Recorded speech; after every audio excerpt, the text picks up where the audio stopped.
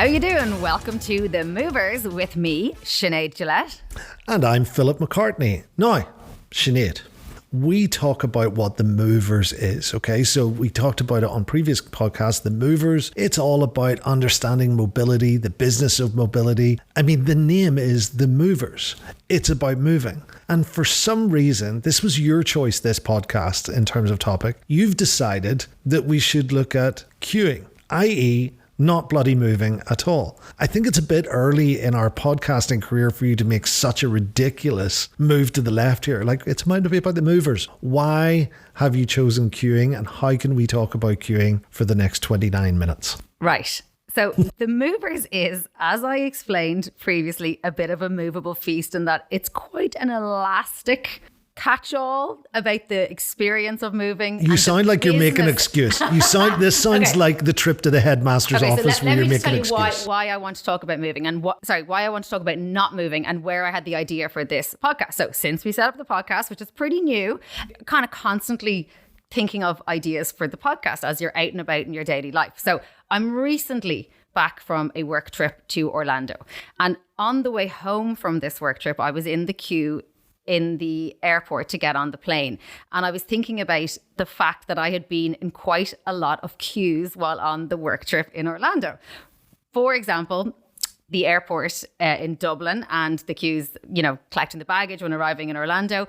I was also in Disney in the Epcot theme park, which for people like me who don't know a lot about theme parks, that's one of the Disney Kingdom places that has the big golf ball looking structure that, again, I don't know the name of, but apparently I should, and it's like so famous. But anyway, I was in Epcot and I was queuing in the theme park, and I was like, what is this? Now, the night before I was in Epcot, I was in, will you believe this, a queue for a nightclub.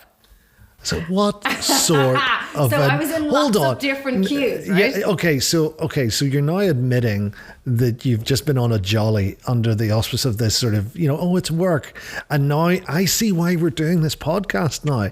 This is your excuse for being at nightclubs and being at the Epcot Centre and generally having a great old time. It's research. Very productive work trip, right? But anyway, they were all different types of queues. Okay. And I was thinking about queuing and this idea of like, you're moving, you're not moving, you're moving a little bit. And I was thinking, okay, it's not really, a subject in terms of moving, but when you step back and think about it, queuing is in so much of what we do in our daily lives and in our consumer experiences. And so many businesses have to deal with queuing. And I think my hypothesis is businesses that manage queuing well tend to be very successful in their overall customer experience. So yes, I am bringing the whole thing back to how the business of transport and mobility manage queuing. I love it. Okay. And you will love it because I then got to put on the fake psychology hat and do all that kind of bogus psychology. And I started reading about queuing. And it turns out that lots of people are talking about queuing, and many businesses pay people to help them with their queuing strategies based on how human psychology impacts and how we experience queues and how you can either make that better or worse depending on what you want to achieve. What sort of a person is going to be rocking in and saying, I'm a queuing strategist? They've got to be a hateful type of a person if they've been able to apply strategy to queues. But I like where we're going with this because you're right. There's the queuing on the virtual side. There's the queuing in the physical side. And I used to... And we really do have those two parallel worlds now. So you think about that, the post office queue, and you're like, this is so painful because you're queuing for a service. And queuing is really like any other part of economics. It's time economics. The demand for what's at the end of the queue is exceeding the supply of what that is at the end of the queue, whether it's serving up the coffee or the stamps or the service or whatever's happening there. And it's an experience thing as well, isn't it? Like whenever there's absolutely no queue, is that the most positive experience you can have? And then if you have to queue in some of the places that we're going to talk about now, how can you make that experience better? And how can you make that experience reflect your brand and the price point that customer is going into and all the rest of it? So, okay, you've got me hooked now. Okay, I'm getting it. I'm getting it. So I'm going to try and weave in some of the things that I learned about queuing into those experiences in the airport, in Epcot and Disney, and this nightclub queue that I was in, right? Okay. So first of all, the airport. So airport and airlines are very, very good at managing queues. So one thing that we need to understand about a queue is that people need to have their expectations managed. You need to know how long you're going to be in that queue. Otherwise, it makes you very frustrated and very, very anxious. So having an ETA is very important. And you often see that on an app. This is the ETA to your pickup. Okay. So you see that all the time, but it's necessary to know how long that's going to be. What airports and airlines do very well is this idea of procedure. Okay. So this routine. And if you remember back to however many decades ago that you were in school, it was all about routines. You go in, you hang up your coat, you hang up your bag, you put your lunchbox over here. It's all this kind of step by step by step. And the routine of being in an airport for people who travel even once or twice a year, it's there, right? It's kind of a learned behavior. You're very accustomed to how things are going to go. So airlines like to keep things according to how we expect them to be. So managing the expectations of what happens on a flight and constantly updating you if there's a delay, because what will also create a lot of anxiety is an unexplained delay. So delays are okay if you explain why it has happened. But if there's no ETA as to how long it'll take to speed it back up again or to get back on track, and if there's no explanation as to why the delay has happened, that's the problem. So do you know which airport does it really, really well? It's Gatwick's South Terminal. North Terminal is actually just improved as well. So, you and I fly quite a bit, and Gatwick were the first to really nail down an easy way of queuing to go through security. So they had a bank, they now still have, they have a bank of, the security things, the scanners and all the rest of it. They have a large snake and all the rest, really, really large snake. But what they've managed to do is I think they were the first in the UK to bring you into that. That one where you stand now, you stand at position 1, someone else stands at position 2, and then they queue up, you queue in behind position 1, position 2, position 3, position 4. I think there's like 6 positions when you get to putting your bag on the belt. What they smartly did was, it's like another stage in the queue. You feel like you've made a successful move forward, even though you're still standing behind a guy who's unpacking, he's putting his stuff in his case, even though then only do you get to the queue, then does it cause more bags to come out at the other side. It actually probably doesn't shave an awful lot over the overall time, but psychologically, there's these phases you're going through in the queue and you're going, I'm winning, I'm now here, I've got to this number, I'm now at the thing, I'm now at this. And I love that. And you're a pseudo psychologist too, because the need to feel like you have started and that you're progressing is also an important strategy that businesses work around. So to say you started here, you've moved forward, the progress bar on an app, or breaking up a form into 1, 2, 3 complete, all of that, all those little breadcrumbs help us feel like we're making progress. And even if that overall time to finish the queue is the same, it speeds it up. And it speeds it up in our minds because the same time is the same time. And that goes to another factor, which is around distraction. So distraction is critical. And this is why you will have your magazines in waiting rooms. This is why you might have a TV playing. This is why you might have, if you're in a queue to visit Santa, you might have the elves coming and chatting to the kiddies in the queue. It's all about distraction and making that time go a lot quicker. And here's another one, because this is definitely something that you'd be looking towards. This is why waiting rooms and elevators have mirrors, because we're all so frickin' vain that we love nothing more than to distract ourselves with ourselves looking at our faces. Well, speak for yourself, Sinead. That's not me at all. But no, I get that. So the distraction bit for someone with as low, I nearly said as low an IQ as me. No, as for someone with as low as concentration as I have, you're right. I will get bored very quickly in a queuing situation, in a waiting situation. But I suppose there probably needs to be a balance of that distraction, and it has to be relevant. I think it's sort of weird if you go in and you're waiting, for your car to get fixed.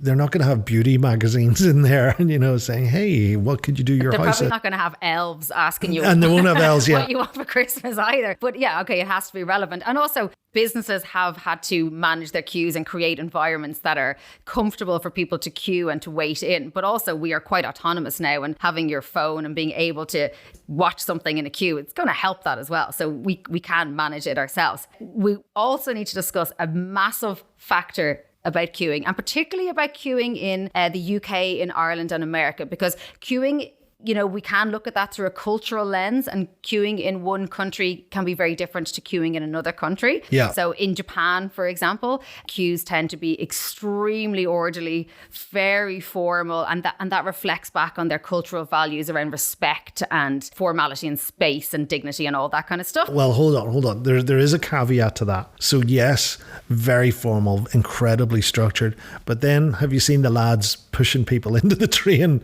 to get the door shut? There's a slight sort of jump in that. But you're right, that Japanese. I would also go and say, but that also is probably another podcast. That's also around the pushing people into a train and just fucking them on the train. Like, oh my God, did everyone make it on? I don't know. But there's a podcast in that for sure. Yeah. But I think also those cultures, I think queuing in the UK, especially in somewhere like London, somewhere incredibly condensed, it has to work. It's not just, it's beyond even a cultural norm. I think there, people look at you and go, how the hell does London work if you don't obey the queuing etiquette here for the tube especially? Okay, so stand on the right and let the fast the whole guys bit. go up on the left. And if you look at India, it's very much a jostle. You know, it's almost the opposite of what's happening in Japan. So it's elbows and knees and shoving and pushing. But really that just speaks back to the overpopulation. That's where that's coming from, you know. And then if you look at the UK and Ireland,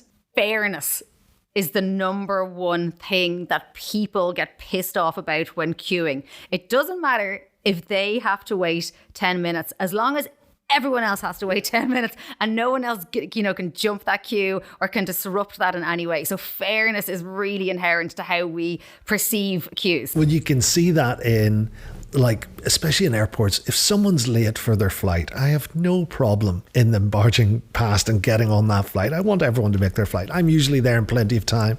But I watched this guy and he came past everyone. I think it was in Manchester Airport, and he explained to everyone in the queue, sorry, I'm late for my flight. I do apologize, I'm late for my flight. Whereas in the States, it's just straight to the front. I don't care what these people think. And you're right, there's a cultural sort of element to that. And you almost wish there's an opportunity there for an airline to build into their app just a simple red flashing light that says, I'm late for my bloody flight. I'm not rude. You know, like just a run screeching through. alarm, let me through. But I've experienced the exact same thing. You're going through security and someone's like, please help me, let me get through. And you're like, oh, good God, go on, go ahead. Only to then get to my gate and sit next to that person. It's so embarrassing. But the cultural thing, I think, just needs a little bit more time on it, because it actually then gives signals to businesses, not just in mobility and in businesses in general.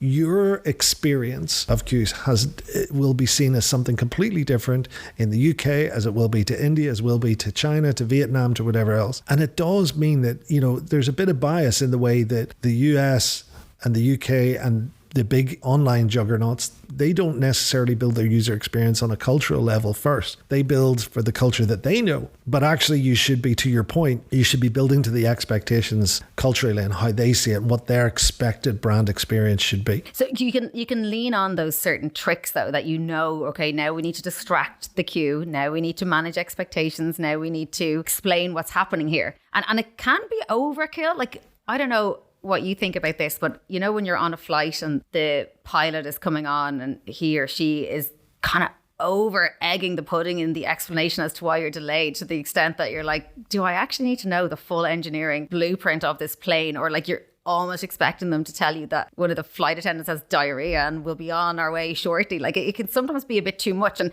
I was on one plane recently, I think it was last year. And you know, when you go over to the States and it's kind of storm season, so you're inevitably going to be grounded for a long time. And then what happens is you're waiting and waiting because the air traffic controllers aren't allowed out on the runway, so you can't get started. And then the pilot came on and said, okay, folks, apologies again for this delay. Just to let you know, if this goes over 15 minutes, then Sheila, who is our flight attendant with the red hair, is actually going to be outside of her contractual hours. And if that happens, then we won't be able to take off. So anyway, that happens. And next thing it's like, okay, folks, Sheila is not able to work anymore. She is now going to walk down the corridor. Screw you, Sheila. Please be kind to her. She is going to take a seat with you guys like a regular passenger. Please be kind to her. Please do not make any noises at her. She goes, like, what? Why didn't we just say we're delayed and just let poor Sheila take the seat without anyone having to know about it? So I think sometimes that can be a bit overkill. But I guess if people understand the reason for a delay and it's not as doomsday as some other reason they could be making up in their head, if they didn't know the reason being Sheila, I guess that's what that's about. But also it depends on it, right? So it depends on the type of waiting, the type of queuing that you're doing. So with an airline, yeah, I want a bit of detail. You know, I don't want a pilot to come on and go, the plane's buggered, will be a while, wink, wink, nod, nod. I want someone who looks reasonably technical, who has an exactitude in what they do. But if I'm queuing at a nightclub or something, I don't need someone to come out and go, so the DJ's running late and the bar staff are, you know, we don't need the detail there. So I think it probably depends on where you are.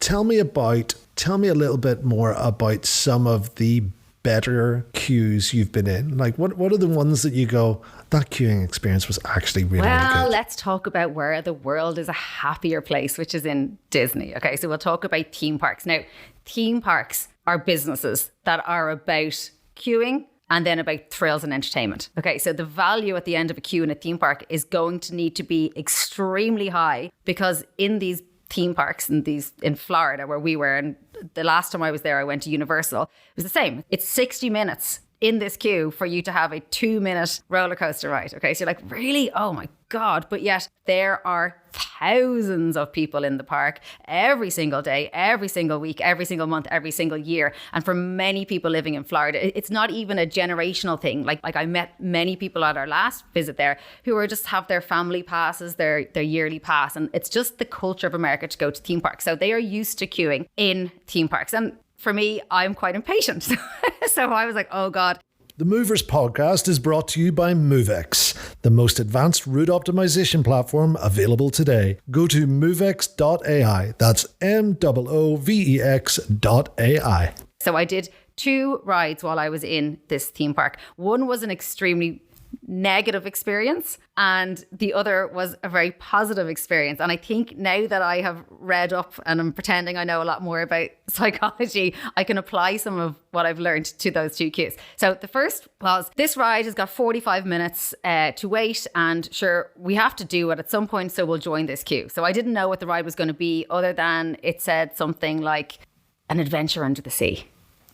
That sounded good. And in my mind, I was like, I don't know what this is. Now, there is an app where you can look it up. And I probably should have managed my own expectations by, informing myself of what the ride was. But in my mind, I'm like, I'm queuing up and I'm going to be on a roller coaster and there's going to be real sharks in an aquarium above my head. Okay. So we're queuing, and it was kind of a boring queue. There wasn't really much going on in it, and it was quite slow. It wasn't progressing very quickly. And then during the queue, there was a delay. And it was an unexplained delay and people didn't know what to do. And we were just kind of waiting around. And then eventually, after a really long time, kind of winding around this cattle mart type queue thing and really kind of shuffling from foot to foot, we got to the ride, and it was a Finding Nemo ride. I was like, okay, wonder how thrilling this one's going to be. I was about to say, that does not sound like a thrilling... Anyway, we got on the ride and it was like, not the most insane roller coaster of my entire life. It was kind of a picture ride where you got on a little carriage and you kind of floated around and looked at like scenes from Nemo. 45 minutes for that. It was fairly shite, And I learned this thing about consumer experience, which is called peak end theory, which is that we remember our customer experiences based on the peak, which can either be a negative or positive. So the peak in a restaurant being the most delicious oyster you've ever had, or, when they brought you over that surprise birthday cake. And then the end, whatever happens at the end is a defining factor in the memory you create from that. So for me, the queue was pretty negative, and then the end was kind of shite. So that wasn't really great for me, and I didn't feel like that was a very managed theme park queuing experience. Now, the next time, it took a while, had to go off to, I think we went to France and had a wine, and then we went to Japan and had some sushi, because it's all these little worlds, and we did a bit of floating around, and then we went for our next ride. And this one was totally different. So I can't remember what it was called, but it was something like Mission to Mars. So it was a ride where you're going into your own spaceship with like 4 other people, and everyone has a role, and then you're like kind of pretending you're navigating the spaceship. But this one, again, we knew how long the journey or the queue was going to take. But as we were going through the queue, it was managed better. It was less of a windy around queue and you were more segmented. So you didn't really see as much of the queue as you were going through it. And then as it got nearer the ride, they started introducing the story of the ride into the queuing time. So you were brought into a holding pen room, which I think is a great strategy for queues. You know, you just, instead of having people in a line, you put them all in a room and hold them there and entertain them for a minute with something. So we were entertained with the safety guidelines, which was all kind of hammed up to do with being in space and everything like that. So you were listening and absorbing that, but it was part of the experience. And then you went into this other queue where you kind of walked through a corridor as if you were like in a Star Trek film and the doors were opening this way, and it was all there's a lot of gravitas with it. But again, still technically queuing, but they were just making us do funny things in the queue. And then we went on the ride. So that was a really good experience because I was entertained the entire way through and I didn't really see the queue and experience the queue in that kind of waiting way. So that was a really good experience. So that's what I like. So I like this idea of queuing as an experience, like that waiting or queuing as an experience. And actually, there's a company I used to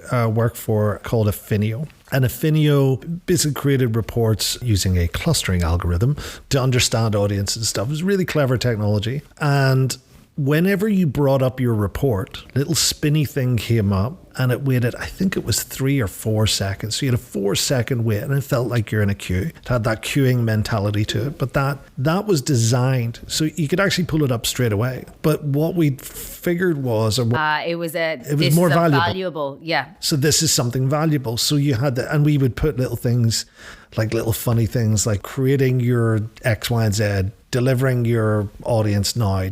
So you had the spinny wheel, and then you had all of these little things where it looked like it was building this report, that it was very machine learning or AI or something like this. But it was waiting as an experience. It was utilizing that time to build up. And to your point, you're building up to that end point. And I think where companies can take from your experiences now is they can start to say, well, hold on, delivering something instantaneously may not be the best way to do this. And I'm not sure a lot of companies think about that, because especially in the online world, we're always thinking about speed and how do we do this quicker and faster. Whereas actually, if you create an experience up to, and you see this with deliveries, like one of our other podcasts, you see this with DPD, your package is here, your package is here. You can make an experience, a better experience. You can add to the value of your overall product by creating a queuing or waiting system that adds to the overall experience, but that builds it up, builds up the excitement. And that, when you're talking about what you're in. Messaging like, yay, just 2 more days till your gorgeous new dress arrives, all that stuff. But even the change, when you said, well, we went into this holding pen and they told us about space and they prepared us for it. I love that. Yeah. I love that. And I think that narrative journey, which is a queue in a certain sense, it can be really important. And theme parks obviously are the place where you can really go wild with that. And I think the trends that you're seeing in theme parks are really, really, these are the people that are buying in psychologists to talk to them about their queues. But the fairness thing I spoke about earlier on, a good theme park won't show the fast track queue to the plebs, because even though the plebs haven't paid as much as the fast trackers, it still feels really unfair. They're like, this is terrible. I want to be in that fast track queue, but you're not in it. But the holding rooms, where instead of being in a queue, you go into a room where there's actually a game to play, or there's, memorabilia. So like Star Wars memorabilia in the room, for example, because you're going on the Star Wars ride. That's all becoming, part and parcel with being in a queue in Disney. And I think that's really, really good. That's a rich experience. But do you want to hear about the nightclub queue? I mean, do I? I'm not sure that I do. This kind of like flips the whole thing on its head a little bit, because I've been talking about being quite impatient, not really liking queues. But in the case of the nightclub, the queue has a different type of value, which is to signal demand for the nightclub. This oversubscribed. Have you read that book? It's by a guy called something Priestley. Okay. And it's all about the guy from 90210. Not him, but someone else has wrote a marketing book called Oversubscribed, all about building demand. People want to buy what other people want to buy, not what you want to sell. So if you can show that people want to buy your product, that's the marketing gold there. So queuing is we're in a taxi, right? Okay. And The person I'm in the taxi with is actually the producer of this podcast, who wants to be unnamed, as A, being at a theme park, or B, being in a nightclub. And his name is definitely not John, right? So it's definitely not John. So we're in a cab, we're downtown Orlando. We've just been in this Irish bar, and we're like, we'll go out for a nightcap. And he's like, no, we're going to a nightclub. And I'm like, oh my God, I haven't been in a nightclub in a long time. Anyway, driving along, stop the car. So brakes on, John pays the bill over here, and I'm like, what? And he's found the longest queue snaking down the road downtown Orlando, probably about midnight. He's like, this is where we need to go. So in that case, the queue actually attracted us to the venue, despite the fact that I hate queuing. Anyway, we got into the queue, and our queue mates said, I'm not sure you guys I'm not sure this is the right venue for you guys. And they told us where was a more appropriate venue for us people to go who were like, the older folks. And we had to leave the queue because they were probably about 20 years younger than me. So that would be about 30 years younger than John. So, okay. So queuing as a marketing is good, but there's also a flip side to this, because you can have a negative queuing experience, but be still drawn to the marketing that is better one. So for instance, when I was doing regular miles in the airport, I was in Dublin Airport. I think I counted 76 flights in a year, which was pretty good. So then you've got your frequent flyer thing, my get the fuck out of the way card, as I like to call it. And it was great. Everyone moved out of your way. Security moved out of your way. You could just, have this really cool experience in Dublin Airport. When you're flying back from Heathrow Terminal 2, though, everyone's got one of those cards, but you still go down the right-hand lane. You're not in the minority. You're not in the minority. Everyone's the freaking Everyone's got the get the fuck out of the way card. Minority. So then the problem is that everyone goes down the lane on the right-hand side. So you're standing at Terminal 2. The lane on the right is to go down the one that's fast track, right? There's nothing fast track about it. The pleb queue, as you called it, is remarkably well run. It's clean. It's easy. You will cut through it. There's only 2 lanes in that one in Terminal 2, and it is jammed with angry business people, pissed off because they've run it, they're late for their flight or whatever. It's a horrible experience. But because you've got your special card, you always go down that line and you think, yes, I'm very self-important, let's go here. So there's queuing as a marketing tool to attract people, but there's a negative side to it as well, where you get addicted to being able to carve through a queue, even though the reality might not actually be that. Let's apply what we now know about queuing based on my